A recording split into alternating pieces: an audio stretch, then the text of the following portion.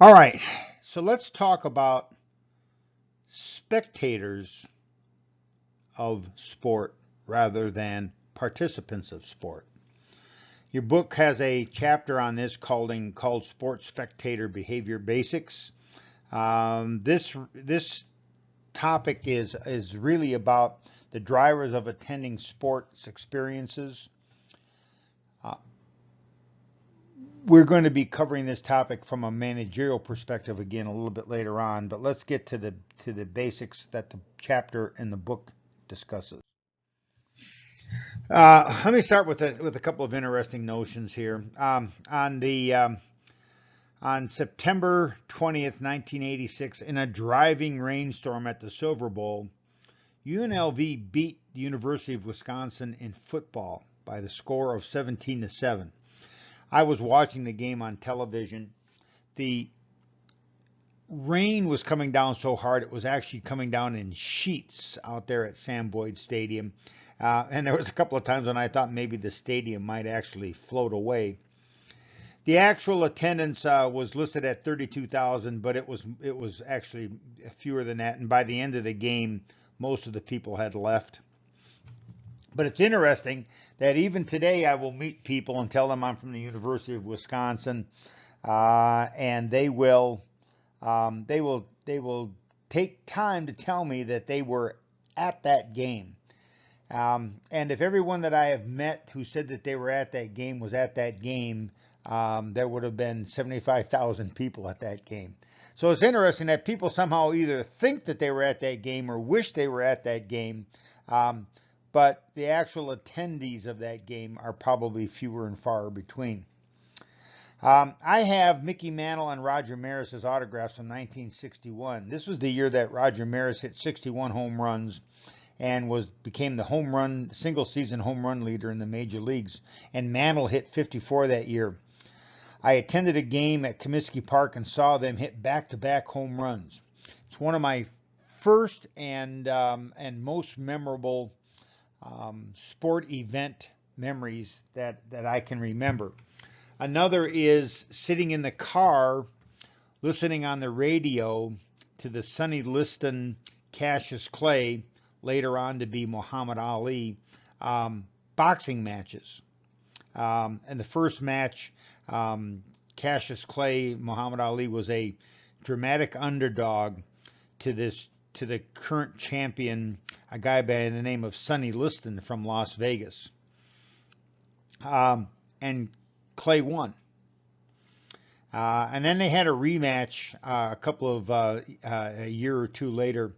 And back then, none of the games were televised. None of the fights were televised.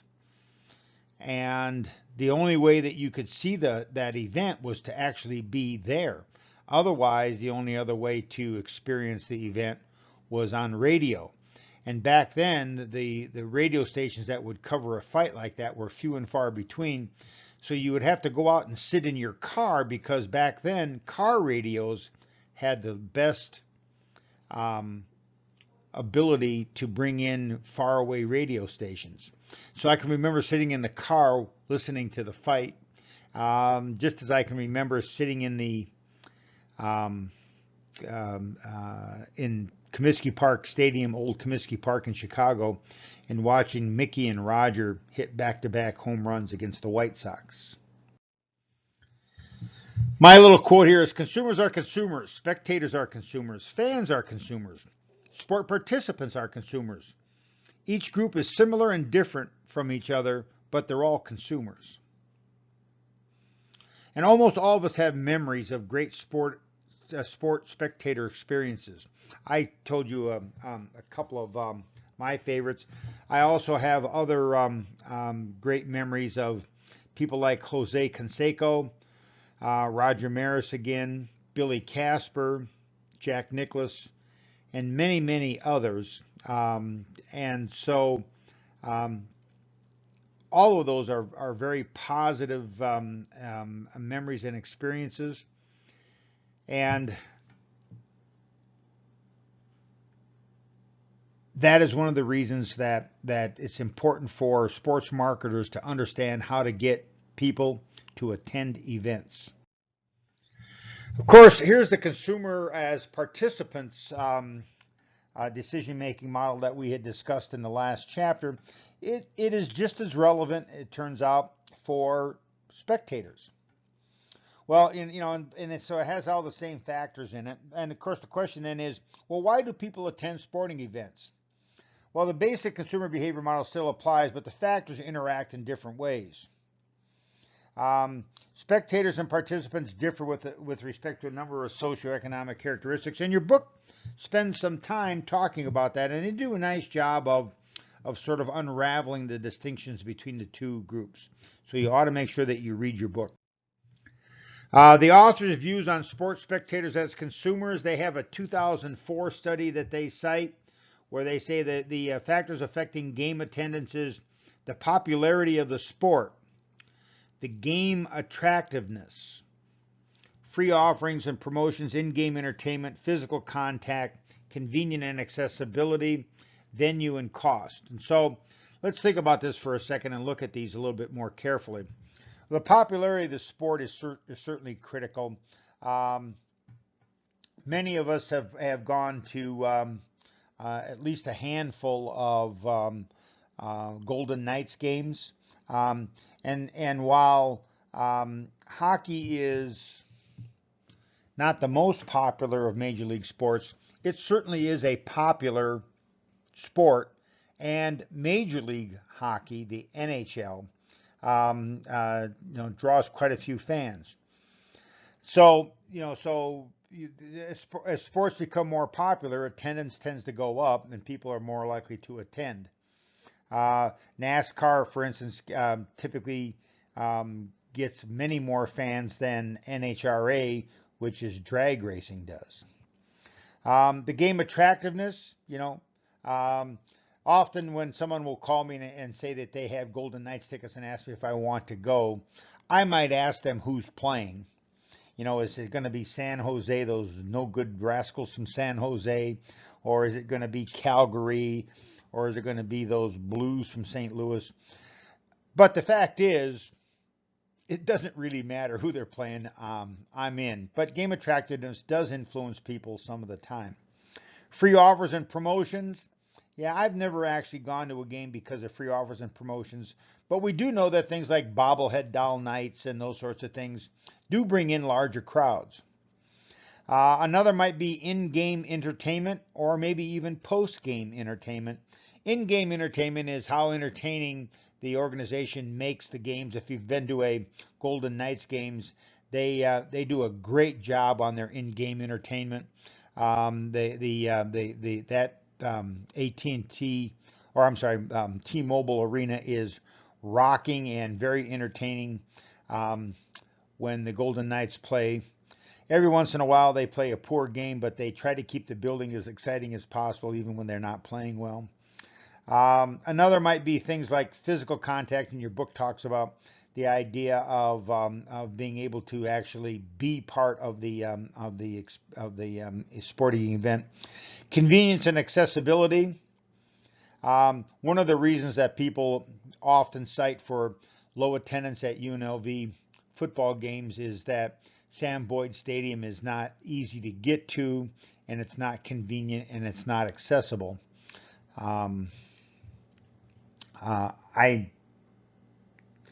I don't believe that determines how many fans go to those games, but there is data that does suggest that it does have an impact. Next on here is venue. Will people go to Rebel football games because they are going to be in a new venue next year? Well, certainly there will be the honeymoon period where people would like to see that new venue and they don't have Raiders tickets.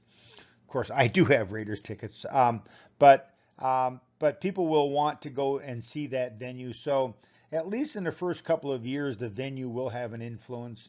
I'm not as sure that the venue will have as much influence over time, since the price of tickets has to go up to cover the large expense that UNLV has to use that stadium. Some other examples that your book uses another set where they talk about something called a sports fan motivational factors and measures, and they call it the FM scale, and that's the Sport Fan Motivational Scale. And this is the motivations for people to become sports fans. Okay, and your book does a nice job of talking about this, so I don't need to go into it in great detail here. Um, but they include things like self-esteem enhancement, diversion from everyday life, the entertainment value, the eustress, the economic value, the aesthetic value, the need for affiliation, and then maybe family ties. And of all of these, I think probably their book does a great job talking about all of them. Family ties is sort of an interesting notion. If your parents are Denver Broncos fans, then it is very likely that you'll become a Denver Bronco fan just because you were born and raised in a Denver Bronco household. And that's true for lots of for lots of sports fan backgrounds and features. Your book also uses another attendance factor study that was done even earlier, and they use some of the same factors. There's event attractiveness. You're much more likely to go to an event if it's an attractive event, if it's an event that, you know. So I've gone to a number of championship prize fights here in town, and I've passed on a handful of them that I just didn't think were going to be great fights, and I wasn't very excited about going to those particular events. There are economic factors. If you go to a prize fight or a UFC championship fight, the price of the tickets have to be at least a consideration.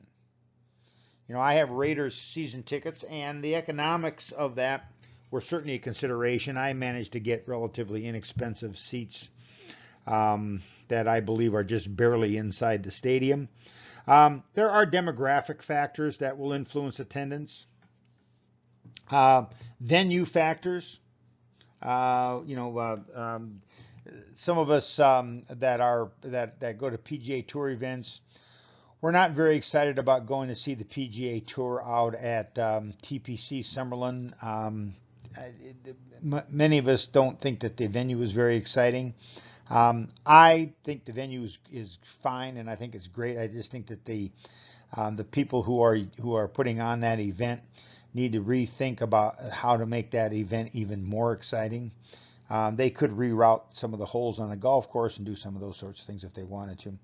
There's this thing called sportscapes, which we have a little chart of over here. And the model of sportscapes talk about the sort of the aspects of the venue and their impact on your enjoyment of the event, and then also and as a result, your desire to return and see another event there. Factors might include stadium access, facility aesthetics, scoreboard quality, seating comfort, layout accessibility, space allocation, signage, and then there are a number of factors. And while I suspect that sportscapes influence attendance to a small degree, I don't think that the venue or the sportscape can make up for other aspects of a bad experience. The argument is that the value of the sport to the community makes a big difference. I'm not sure about that, but when I first moved to Las Vegas, the UNLV Running Rebels basketball team were the darling of the community.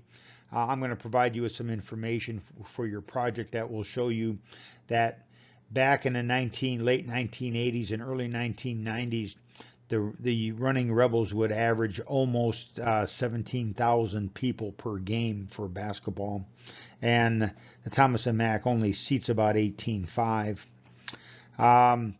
And so, and back then, UNLV basketball was really the only sport in town in the winter, and the Rebels were really good. In fact, were national champions in 1990, and they were an important part of the community. The coach Jerry Tarkanian was an important part of the community, and back then,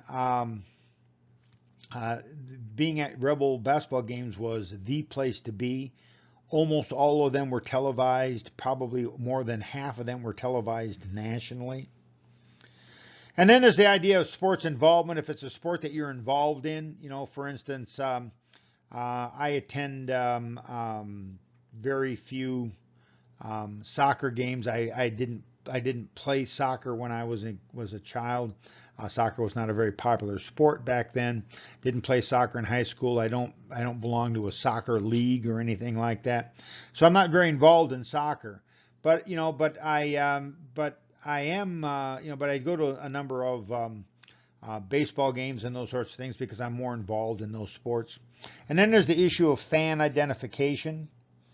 I have Raiders tickets. I did not grow up as a Raiders fan. I am trying to convince myself to become part of Raider Nation, but I don't at this point in time identify with the Raiders. I suspect that after I attend a couple of seasons of games that might change, and so we'll see as we go. Here's some of the things that I think are sort of important for me when I'm thinking about whether or not I'm going to attend an event. For me, the date and time is always crucial.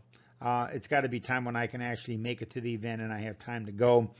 The price sometimes makes a difference. I've had people say, I've got a couple of $1,000 tickets to a prize fight.